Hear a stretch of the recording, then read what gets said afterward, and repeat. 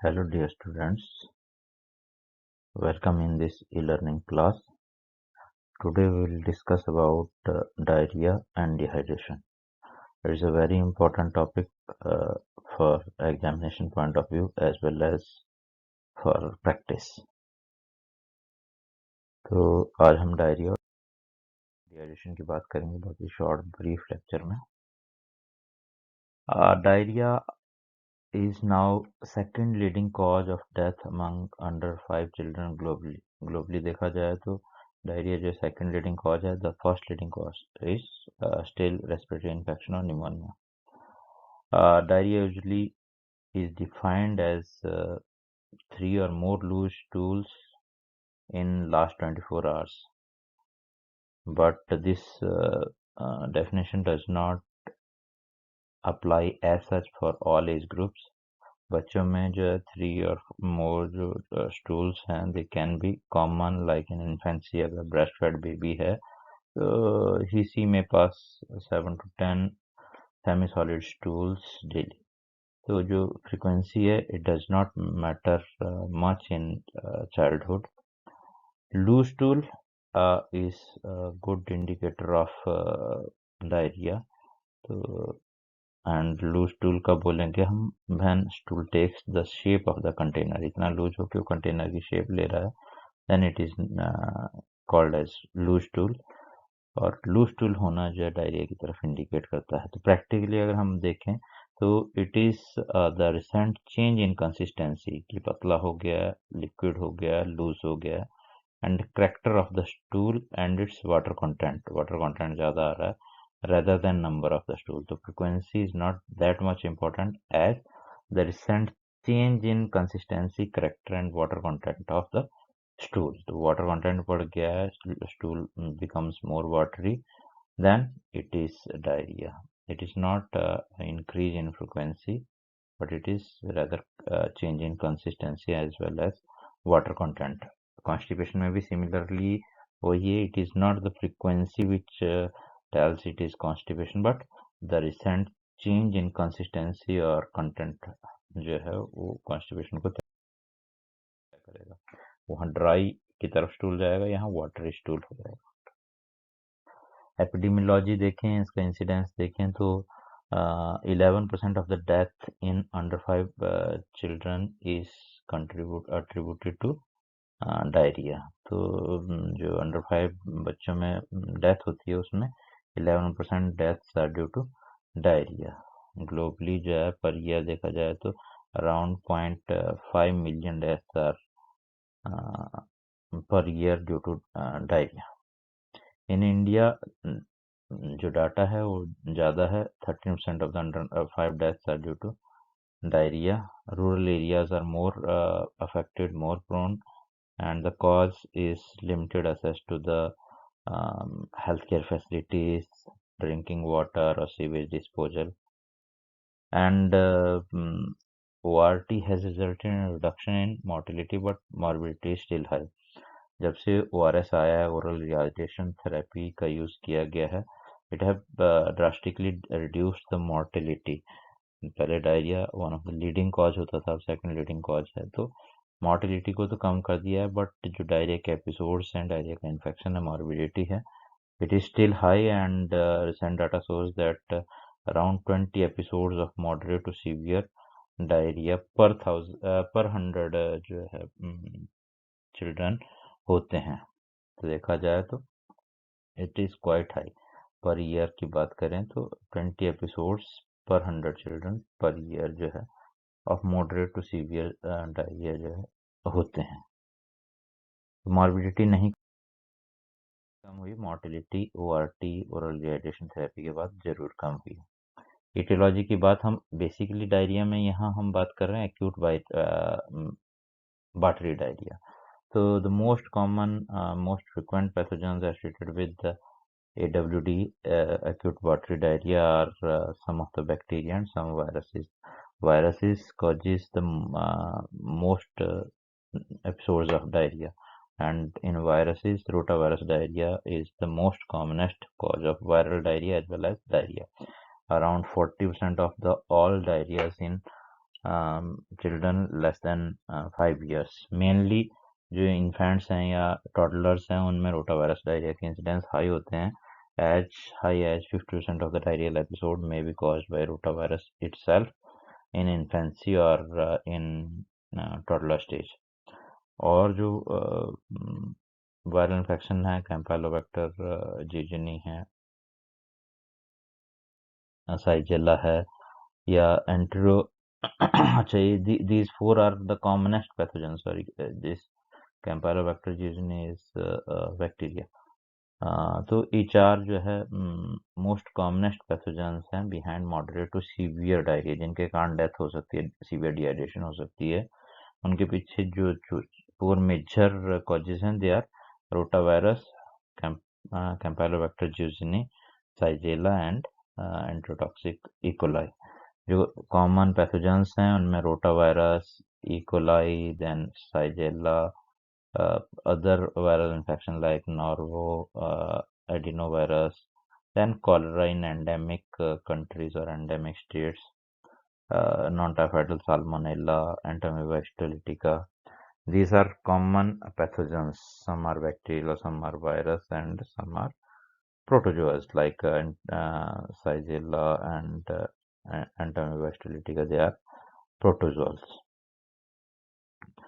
So this is infective. These all causes infective acute watery diarrhea. Then other causes of acute diarrhea may be dietary or may be due to antibacterial therapy. And the most commonest antibacterial drugs which can cause diarrhea are amoxicillin, cotrimoxazole, ampicillin, clindamycin, chloramphenicol. These drugs can also produce acute watery diarrhea. And sometimes persistent diarrhea may be caused by these antibiotics, and that is due to pseudomembranous colitis, a condition called pseudomembranous colitis, which can result in persistent diarrhea in pediatric population. अब risk factor की बात करें कि किन किन बच्चों में जो है ज़्यादा कॉमन डायरिया ज़्यादा कॉमनली होता है, तो as less than 2 years, babies who are not fed on the breast milk, babies who are fed on bottles, malnourished babies, babies having measles और पोस्ट मेजल जो इम्यूनिटी कम हो जाती है उस कारण से, then immunosuppression due to IgA deficiencies. HIV infection usually detect ही जो है रिकरेंट डायरिया से या परसिस्टेंट डायरिया से होता है।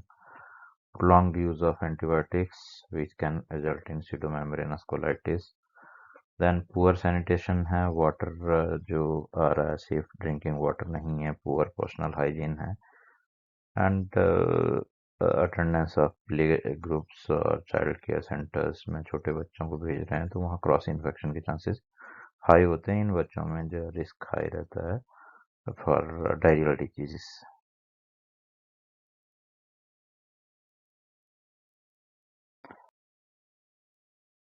पैथोफिजियोलॉजी की या पैथोजेनेसिस की बात करें तो बहुत से टाइप से डायरिया होता है, बट यूजली जो है जो डायरिया की बात कर रहे हैं, जो मोस्ट सीवियर डायरिया होता है वो सेक्रेटरी डायरिया होता है।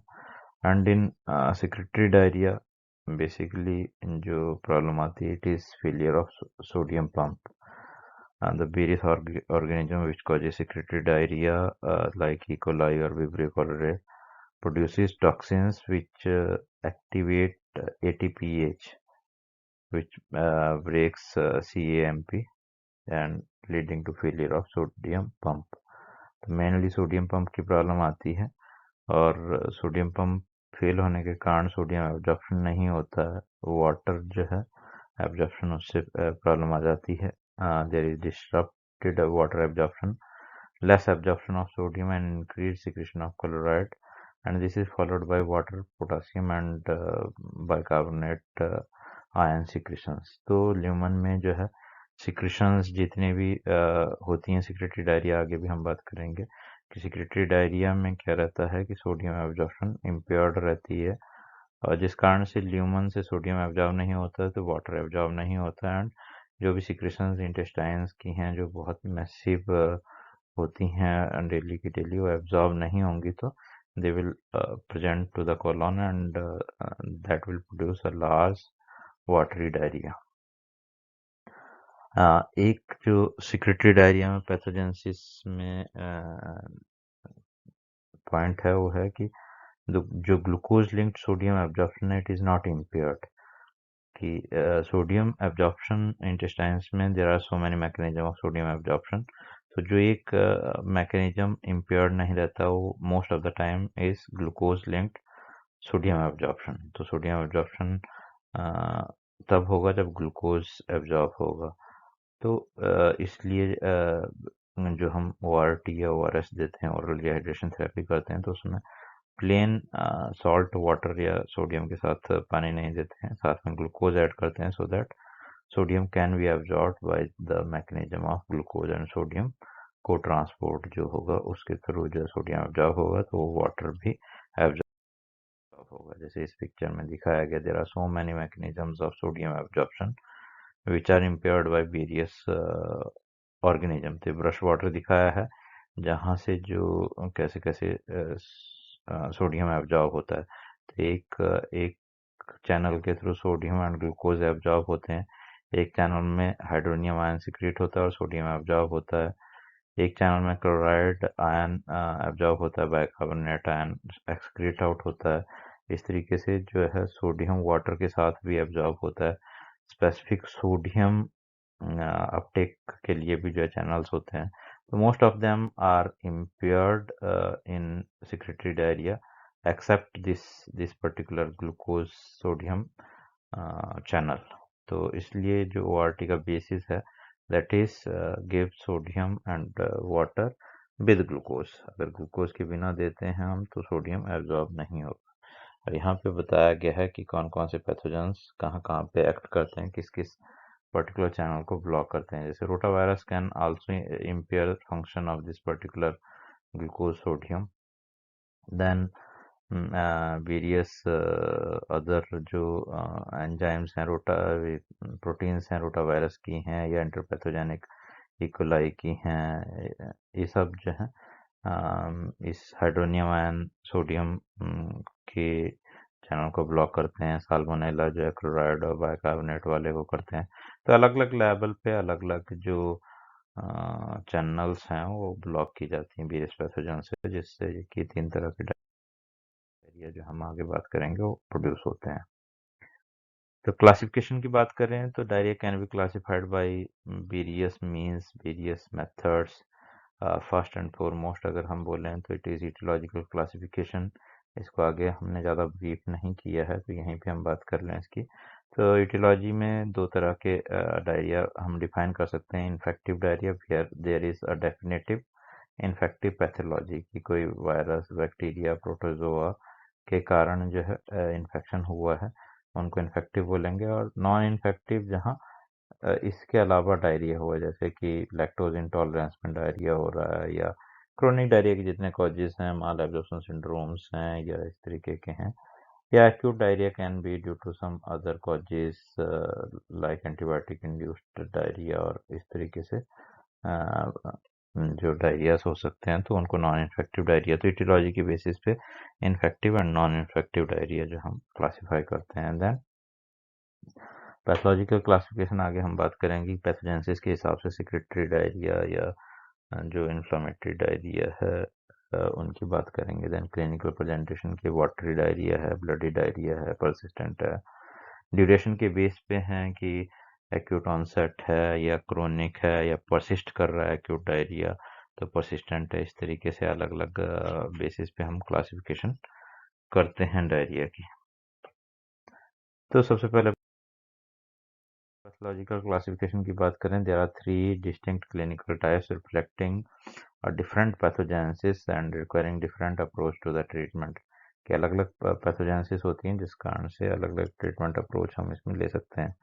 But most of the enteropathogen में result diarrhoea by more than one mechanism, कि सिर्फ एक मैकेनिज्म के थ्रू नहीं, हम 2 मैकेनिज्म 3 मैकेनिज्म के थ्रू जो डायरिया प्रोड्यूस कर सकते हैं। तो जो कॉमन सीवियर डायरियाज प्रोड्यूस होते हैं वो होते हैं सिक्रेटरी डायरिया। तो सिक्रेटरी डायरिया और सीवियर डायरिया, एंड हियर जैसे हमने पहले बात करी कि sodium pump failure due to action of identified toxin, कि वायरस या बैक्टीरिया एक पर्टिकुलर टॉक्सिन रिलीज करता है, मेनली बैक्टीरिया, और उस टॉक्सिन के इन्फ्लुएंस से सोडियम पंप फेलियर होता है, और that results in non absorption of sodium. और जो भी सिक्रेशंस जो इंटेस्टाइन की उनकी एब्जॉर्प्शन नहीं होती हैं, they are as such brought to the large intestine wherein they produce loose stool।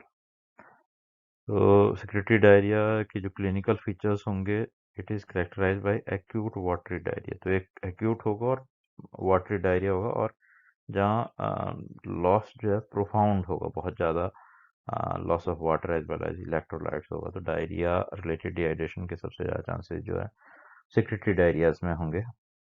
Then complications are rapid dehydration, ये बात हो गई, and electrolyte imbalance. The common causes are enterotoxic E coli है या फिर विब्रियो कोलेरा है। तो कोलेरा में डिहाइड्रेशन इतनी हो जाती है कि डेथ जो है शॉक से होती है कोलेरा में। तो ये दो pathogens classically secretory diarrhoea produce करते हैं। जैसे रोटा वायरस है, that produces secretory and in this osmotic diarrhoea as well. तो रोटा वायरस मल्टीपल लेवल पे जो है अफेक्ट करता है और उस कारण से डायरिया प्रोड्यूस करता है। देन इन्वेसिव जो ये हम बात कर रहे हैं, they are usually of bacterial diarrhoeas. तो इन्वेसिव डायरिया किसको बोलेंगे? इन्वेसिव डायरिया जब इन्वेजन कर गया बैक्टीरियल पैथोजन म्यूकोजा में चला गया और इन्फ्लामेटरी रिएक्शन प्रोड्यूस किया वहाँ पे, तो उस पर्टिकुलर डायरिया को हम इन्वेसिव बोलेंगे, and it will be characterised by blood and mucus. तो यूजुअली जो ब्लडी डायरिया, जिसको कि हम डाइसेंट्री टर्म देते हैं, is caused by invasion of various pathogens into the this cellular जो एपिथेलियम है उसमें जाके जो प्रोड्यूस करेंगे इन्वेजन और इन्फ्लामेशन, उनको इन्वेजिव डायरिया हम बोलें। And complication in this particular case will be intestinal perforation, invasion कर रहे हैं, अल्सरेशन कर रहे हैं तो परफोरेशन कॉज कर सकते हैं, टॉक्सिक मेगाकोलोन हो सकता है, कन्वल्जन्स इन लाइक साइजेलोसिस हो रहा है, साइजेला है, डाइसेंट्री प्रोड्यूस करता है तो उसकी एक कॉम्प्लिकेशन कन्वल्जन्स है। रेक्टल प्रोलैप्स में भी देयर बैक्टीरियल जो सेप्टिसिमियास हैं या हेमोलिटिक यूरेमिक सिंड्रोम है, वो भी इसमें इन्वेसिव डायरिया में प्रोड्यूस हो सकता है as a complication. Then osmotic diarrhoea की बात करें तो ऑस्मोटिक डायरिया तब होगा जब ब्रश बॉर्डर जो एपिथेलियल ब्रश बॉर्डर हैं उनकी डिस्ट्रक्शन हो जाएगा, उनका डैमेज हो जाएगा, एंड डिक्रीज्ड डाइसैक्राइड एक्टिविटी होगी, जिस कारण से डाइसैक्राइड्स जो हैं लार्ज इंटेस्टाइन में ऐसा अनडाइजेस्टेड जाएंगे। जैसे हमने लैक्टोज इंटॉलरेंस में बात करी थी कि lactase enzyme that is also disaccharidase enzyme. तो डाइसैक्राइडेज एंजाइम जैसे हमने वहाँ भी बात करी थी कि rotaviral diarrhoea can produce transient lactose intolerance. तो रोटावायरस में सिक्रेटरी डायरिया तो होता ही है, साथ में ऑस्मोटिक भी होता है कि डाइसैक्राइडेजेस की एक्टिविटी डिक्रीज हो जाती है, जिससे कि डाइसैक्राइड्स डाइजेस्ट नहीं होते हैं, लार्ज इंटेस्टाइन को प्रेजेंट होते हैं और वहाँ पे वो ऑस्मोटिक प्रेशर क्रिएट करके वाटर जो है ल्यूमन में खींचते हैं, एंड फर्मेंटेशन होती है जिस कारण से जो है गैसेस बनती हैं। That's why this particular diarrhoea will be characterised by the passage of large frothy explosive and acidic stools. तो अल्कोहल्स और एसिड्स बनते हैं फर्मेंटेशन से, तो एसिडिक स्टूल होगा जो कि फ्रॉथी होगा, एक्सप्लोसिव होगा, एंड लार्ज इन क्वांटिटी होगा। The usual complication is hypernatraemia. Usually जब water loss is more, sodium loss नहीं होता है, तो इसलिए वहाँ पे हाइपरनेट्रेमिया के चांसेस हाई होते हैं इस तरीके के डायरिया में। तो तीन तरह की पैथोजेनेसिस की बात हमने करी। सिक्रेटरी डायरिया यूजली जो है एंटीटॉक्सिक इकोलाई और विब्रियो कोलेराई में मिलेगा, जहाँ पे सोडियम चैनल की फेलियर के कारण जो सिक्रेशंस हैं वो रीअब्जॉर्ब नहीं हो रही हैं। इन्वेसिव डायरिया, जिसको एक्सुडेटिव भी बोलते हैं, कि इन्फ्लामेशन के कारण जो एक तो सिक्रेशंस बढ़ गई हैं और ब्लड म्यूकस भी उसमें आ रहा है। देन ऑस्मोटिक डायरिया, जहाँ ब्रश बॉर्डर का डैमेज कर दिया वायरस ने, वायरल प्रोटीन्स ने, वायरल टॉक्सिन्स ने, और जिस कारण से डाइसेक्राइड डिजीज की एंजाइम की एक्टिविटी रिड्यूस होने से large intestine is presented with disaccharides which get fermented in large intestine and create osmotic pressure producing explosive large frothy diarrhea.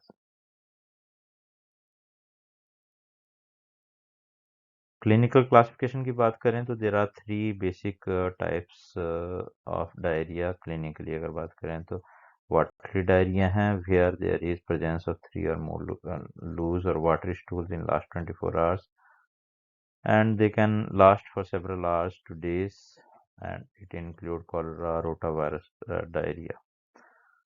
Then second जो कैटेगरी है क्लिनिकल टाइप्स में, it is bloody diarrhoea which is also known as dysentery, तो इसको हम dysentery भी बोलते हैं। And here the invasive pathology is more common and usually caused by Shigella और एंटामीबा का जो है acute bloody diarrhea cause करता है, जबकि persistent diarrhea is caused by some pathogens which results in persistence of diarrhea for 14 or more days, जिसको हम persistent diarrhea बोलते हैं। तो acute diarrhea is a diarrhea up to 14 days and usually of infective pathology, while persistent diarrhea is a diarrhea for more than 14 days and often which have infective pathogenesis as a starting point. तो एक clinical classification diarrhoea की होती है। Then last जो duration based classification है, that also have 3 categories of diarrhoea. Acute diarrhoea हमने बात कर ली, diarrhoea which begins acutely and last for less than 24 days, this 14 days, 2 weeks से कम जो है दिनों तक रहे। Then characterized by passage of frequent loose stools without visible blood, उसमें blood नहीं रहता है usually, and may be associated with fever and vomiting, अक्सर जो उसमें vomiting या fever के साथ associated रहता है। The main complication of acute watery diarrhea, acute diarrhea is dehydration and dyselectrolemia. Then persistent diarrhea, पहले बात करी हमने, the diarrhea of a presumed infectious etiology, तो यहाँ presume करते हैं हम कि etiology is infectious, that continues for at least 14 days. Major proportion of childhood diarrheal deaths are in children with persistent diarrhea. जो death होती है वो acute diarrhea में usually अगर होगी तो shock से होगी, but severe dehydration होगी तभी। But जो death होती है most of the time it is due to persistence of diarrhea which results in malnutrition and then slowly deterioration of the general condition and ultimately death हो जाती है। And the complication of persistent diarrhea is malnutrition. Chronic diarrhoea किसको बोलेंगे? और diarrhoea for more than 2 weeks, वही condition है जो persistent diarrhoea की है, बट परसिस्टेंट डायरिया में हम मान के चलते हैं कि it is due to some infectious aetiology, की स्टार्ट एज इन्फेक्शियस डायरिया हुआ, बट क्रोनिक डायरिया में ऐसा कोई स्पेसिफिक नहीं है कि जैसे मर्जी स्टार्ट हुआ हो। If a diarrhoea is for more than 2 weeks duration, diarrhoea loose stool जो है 2 हफ्ते से ज़्यादा चल रहे हैं, then it is chronic diarrhoea irrespective of an etiology. And the most common complication, long-term complication, is FTT, failure to thrive. तो most of the time chronic diarrhoea में जो है नॉन इन्फेक्टिव ईटियोलॉजीज को लिया जाता है, जैसे माल एब्जॉर्प्शन सिंड्रोम्स हैं या लैक्टोज इंटॉलरेंस है, इस तरीके की जो प्रॉब्लम्स हैं उनको जो हम क्रोनिक डायरिया में ले सकते हैं। सीलियक डिजीज है, सिस्टिक फाइब्रोसिस है, इस तरीके की conditions which can produce persistent diarrhoea for more than 2 weeks, तो उनको क्रोनिक डायरिया बोलते हैं। देन क्लिनिकल फीचर की बात करें तो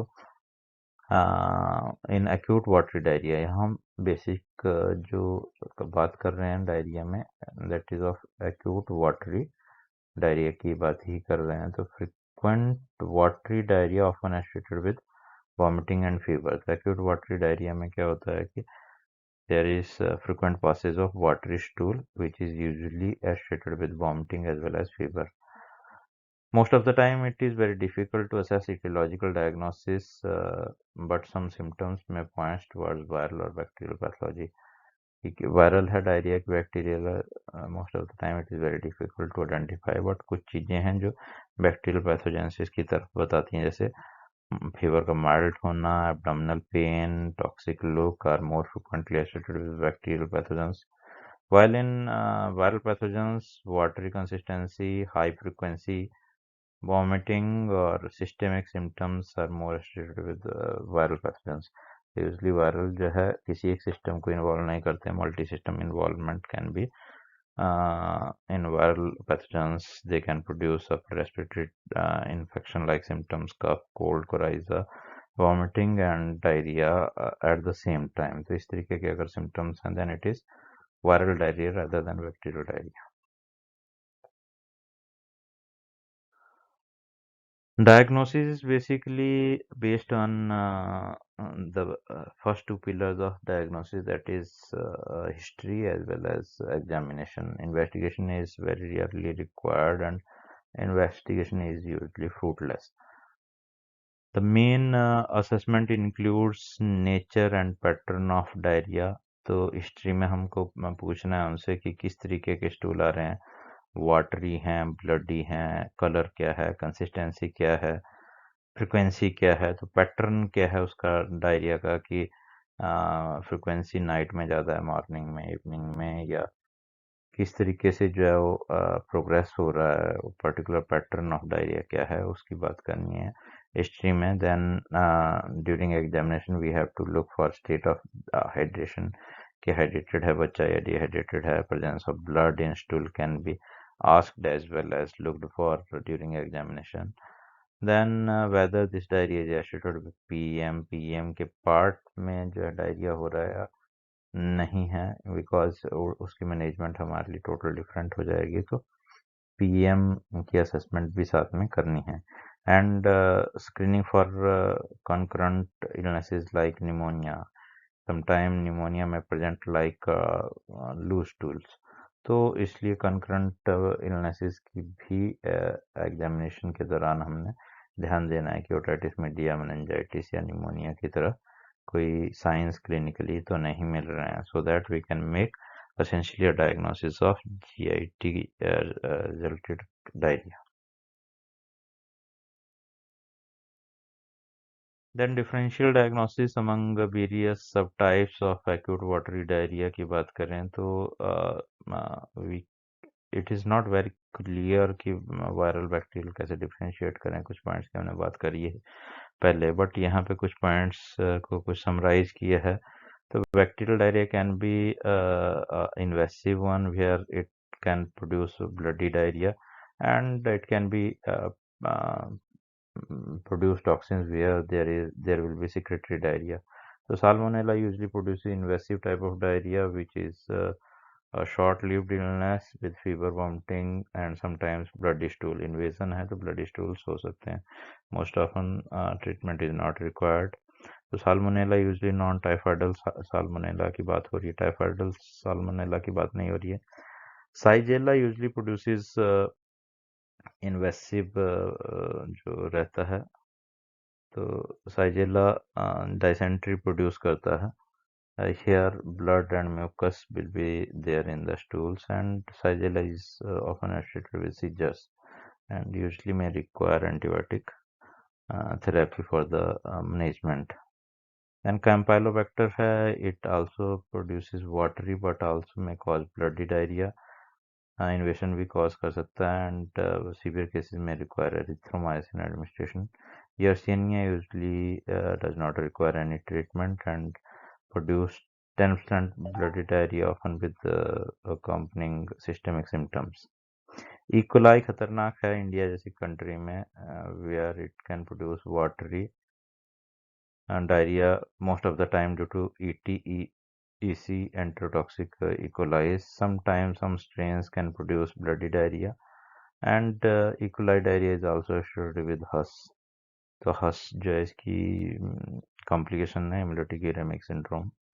staphylococcal diarrhoea is very very rare, क्योंकि स्टेफाइलोकोकल इन्फेक्शन जो है बहुत इम्यूनो कॉम्प्रोमाइज पर्सन है तभी होता है, एंड फूड पॉइजनिंग में यूजुअली देखा जाता है.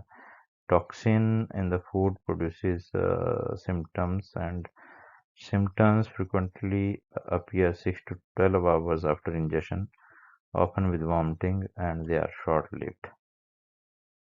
वायरल डायरिया में पहले बात करी हमने कि they are profuse watery diarrhoea without blood, often have accompanying vomiting and fever. Common culprits सब जान रहे हैं, रोटा वायरस है, नॉर्वो वायरस, नॉर्वाक वायरस, एडिनोवायरस है. Some of the protozoa जिसमें जिरार्डिया persistent diarrhea के लिए फेमस है. Giardia and Shigella are the common causes of persistent diarrhea after entomobacterial. Entomobacterial कैसे यहाँ नहीं लिखा है. Both Giardia and entomobacterial can cause persistent diarrhea. Giardia में जो है bloating and abdominal pain is more common, बल्कि greasy stools usually with sometime patients बोलेंगे कि पचा नहीं है खाना, कच्चा खाना आ रहा है. इस तरीके के स्टूल जो हैं जिरार्डिया में कॉमन है. It can cause failure to thrive, causing persistent diarrhea. Cryptosporidium usually immunocompromise person में मिलता है. तो इस तरीके से हम कुछ सिम्टम्स को देख के पर्टिकुलर पैथोजेंस के बारे में सोच सकते हैं. But still it is very difficult to identify pathogens on clinical suspicion. Then consequences or complications of the acute watery diarrhea, dehydration, electrolyte imbalance, acidosis or base deficit, malnutrition, persistent diarrhea, toxic ileus, acute renal failure, hemolytic uremic syndrome, disseminated intravascular coagulation or convulsions. These can be complications or consequences of acute watery diarrhea, जिसमें कि सबसे commonest और सबसे खतरनाक जो है वो dehydration है. that can cause even death. Dehydration जैसे वर्ड यूज है कि hydration is appropriate content of water in the body, and dehydration that particular appropriate content is lost, कि उसमें hydration of the body is not maintained. Body loses water, that is dehydration. It is the most common complication of acute watery diarrhea, and it should be looked for each and every case of acute diarrhea, because dehydration can result in shock, which can result in mortality or death in acute diarrhea. Young children are more prone to dehydration than adults, and the cause is that they have kidneys which are not able to concentrate urine. They lose more water through kidneys. Adults में diarrhoea होता है, kidney can concentrate more and more, but बच्चों में जो है concentrating ability कम होती है, तो वहाँ पे वाटर लॉस वहाँ ज़्यादा होता है. And insensible losses from skin and lungs, क्योंकि दोनों का ही सरफेस एरिया बॉडी वेट के हिसाब से काफ़ी ज़्यादा होता है एडल्ट्स के हिसाब से, तो वहाँ से insensible losses in the form of sweat, और लंग्स से in the form of respiration. और दूसरा जो ब्रीदिंग रेट है वो भी एडल्ट्स से काफ़ी हाई रहती है छोटे बच्चों में, तो वहाँ इनसेंसिबल लॉस होने के चांसेस हाई. तो that's why young children are more prone to dehydration with the less severe diarrhea. The earliest symptoms are thirst and irritability, and they are usually produced when baby loses at least 4 to 5% of its body weight. तो pathophysiology of dehydration की बात करें तो dehydration में usually जो depletion होता है fluid का, it is from extra cellular fluid. This extracellular fluid volume contracts due to two directional loss. दो डायरेक्शन में लॉस होता है, one in stool and another जो है वो extracellular fluid जो है सेल्स के अंदर चला जाता है, तो ये बाई डायरेक्शनल लॉस है. एक तो बाहर बॉडी से बाहर जा रहा है और एक बॉडी के सेल्स के अंदर जा रहा है, तो extracellular fluid volume is reduced, and this contraction of extracellular fluid volume is the root cause of various physiological changes in dehydration, and solutions which are more nearer to this extracellular fluid are beneficial to revert the dehydration changes.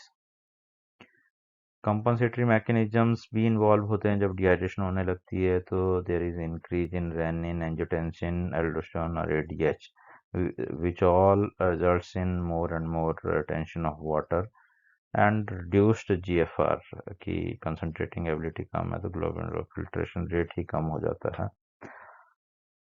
These changes results in retention of sodium and water but proportionately more the later. तो पानी की retention ज़्यादा होती है जिस कारण से जो है अगर इस टाइम adequate जिसको बोलेंगे टोनिसिटी का सलाइन नहीं देंगे तो that can produce hyponatremia. If more water is given कि पानी पिला रही है माँ ज़्यादा या हाइपोटोनिक फ्लूइड चढ़ा दिया गया तो हाइपोनेट्रियमिया में जा सकता है. तो हाइपोनेट्रिमिक डिहाइड्रेशन क्यों होती है? Due to compensatory mechanism. During compensatory mechanism, if we are not using appropriate IV fluid या oral dehydration fluid, then it can result in hyponatremic dehydration.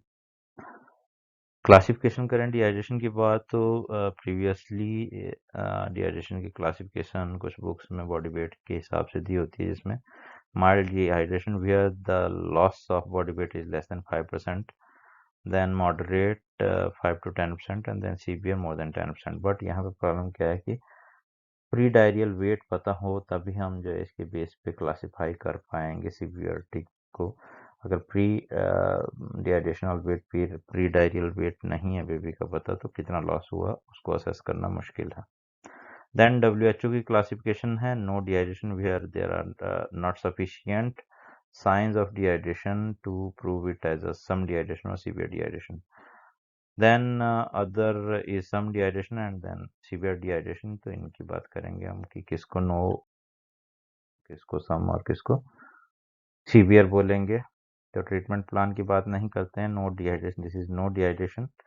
Here ORS is given to prevent the dehydration. Then there is mild to moderate or it is also known as some dehydration. Then severe dehydration.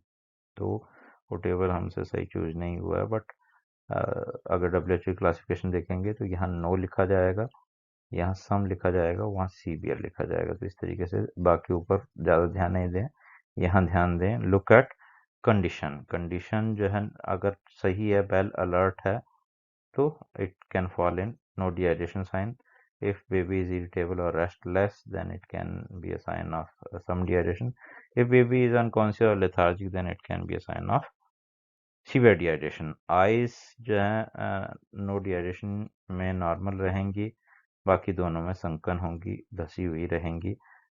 No dehydration में baby is not thirsty, drinks normally. Some dehydration baby is thirsty and drinks eagerly, मांग मांग के पानी P रहा है. जबकि severe में now it is condition की उसमें वो ड्रिंक नहीं करता है, ड्रिंक पुअरली और नॉट एबल टू ड्रिंक. तो ये तीन चीजें देखनी है. Look at cat. तो कैट में क्या है? कंडीशन, आई एंड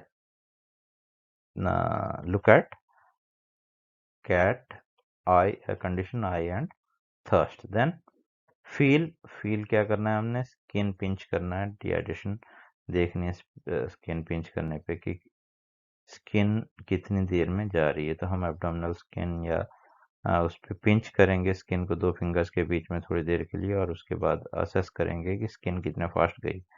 क्विकली चली जा रही है, no dehydration. Goes back quickly in less than 2 seconds, some dehydration. और गोज बैक वेरी स्लोली कि जो बहुत देर में जा रही है तब. And if patients have 2 or more signs from these 4 signs, then it is some dehydration. If patients do not have any signs of some or severe dehydration, then it is no dehydration. And if patient have 2 or more signs from this severe dehydration column, then it is severe dehydration. This is WHO classification of dehydration, and on the basis of this particular classification, treatment is done using plan A, plan B or plan C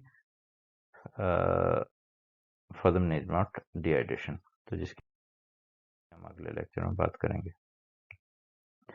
then last slide में another method of assessing dehydration जो है वो the dehydration assessing kids को जो assess करना है हमने इधर असेसिंग किड्स एक्यूरेटली आएगा, ए से last, A is for accurately, तो असेसिंग के से किड्स एंड एक्यूरेटली, DS से the dehydration assessing kids accurately ये method है, and it is said to be more appropriate for assessing dehydration in children less than 5 years of the age. WHO की जो classification है उससे बेहतर अगर कुछ है तो Dhaka method of grading dehydration है, ढाका का फुल फॉर्म है डिहाइड्रेशन असेसिंग किड्स एक्यूरेटली। तो इसमें हम स्कोर करते हैं on the basis of presence of this 4 symptoms कि कितने कैसे हैं, और इन सिम्टम्स की स्कोरिंग करेंगे और उसके हिसाब से स्कोर कितना बनता है उसको हम बोलेंगे no dehydration if score is 1 और less, if score is 2 to 3 then some dehydration, and if score is 4 or more then it is severe dehydration। और स्कोरिंग का पैटर्न हमने लिख रखा है कि जनरल अपीयरेंस नॉर्मल है तो 0, रेस्टलेस इरिटेबल वही WHO वाला ही है तो 1 देंगे, लेथार्जिक अनकॉन्शियस है जो सीवियर में था तो 2 देंगे, टीयर्स नॉर्मल हैं, यहाँ टीयर्स की बात की जा रही है, वहाँ संकन आई की थी तो डिक्रीज 2, एब्सेंट हैं टीयर्स तो 4, स्किन पिंच नॉर्मल है तो 0, स्लो है तो 2 और वेरी स्लो है तो 4, और इसी तरीके से रेस्पिरेशन नॉर्मल है तो 0 और डीप ब्रीथ कर रहा है तो 2, जो कि एसिडोसिस की तरफ इंडिकेट करेगा। तो इस तरीके से हम जो है इसकी स्कोरिंग करेंगे। अगर कहीं भी दो इकट्ठे हो गए कि स्किन पिन स्लो है, डीप रेस्पिरेशन कर रहा है, देन इट इज सीवियर, या स्किन पिन स्लो है, डिक्रीज टीयर्स हैं, इट इज सीवियर। इस तरीके से जो हम स्कोरिंग करते हैं ढाका मेथड, और it is more sensitive then WHO classification for assessing dehydration in under 5 children. तो आज हमने ये दो चीज़ों पर बात करी, डायरिया, उसकी एपिडेमियोलॉजी, उसकी टिलॉजी, उसकी वेरियस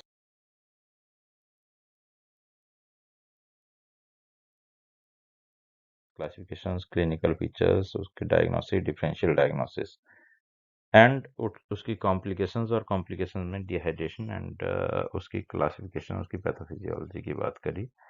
नेक्स्ट लेक्चर में हम डायरिया की मैनेजमेंट, दैट इज ORT जो मेनली है oral dehydration therapy, various plans की बात करेंगे और आयुर्वेदिक मैनेजमेंट की भी बात करेंगे।